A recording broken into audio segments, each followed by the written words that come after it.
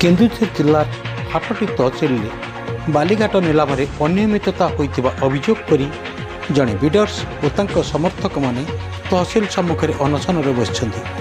सेमानकर अभियोग अनुजाई 3टी बालीघाट निलाम तहसिल पक्षर विज्ञापन प्रकाश पाइथिला। एथिरे 7 गोटी अत्यावश्यक दस्तावेज दाखल कहुला, किंतु निलाम प्रक्रिया सर्वज्ञ थिबा बिडर आवश्यक दस्तावेज दाखल करनथिले मध्य तांकु चयन करा जायछि। किंतु समस्त दस्तावेज दाखल करथिबा बिडर्स को द्वितीय स्थान रखा जायछि। ए संपर्क में अभियोगकारी आनंदपुर उपजिलापाल केन्दुझर जिलापाल को जणाई तांकु न्याय प्रदान पर निवेदन करछन्ति।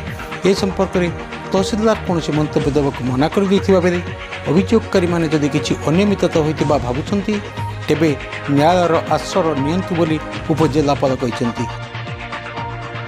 बिडर्स माने गोविंदपुर बाली रॉयल्टी सहायता सेशन इयर आमे जो आवेदन करथिले आमे आवेदन ले 7टी नियम जो पालन पई विशेष सूचना दिया हितला।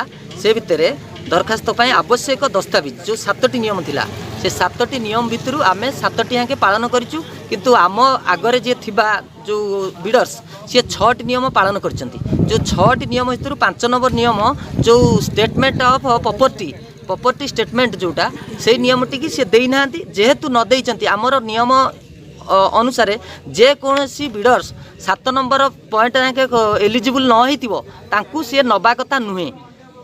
किंतु आमर आमर तहसीलदार महोदया सी किंतु कौन करिसेंती आमर बिडर्स को काटी सेकंड रखी तांकु प्रथम नंबर रखिसेंती। से तु आमे समस्ते प्रतिवाद करूछु जे आमर न्याय प्रदान करा जाऊ। कलेक्टर सार, सब कलेक्टर सार और 5टी समस्तंकर निवेदन करूछु समस्ते এই जो आमर आमको न्याय प्रदान करंतु। Bureau news BK TV.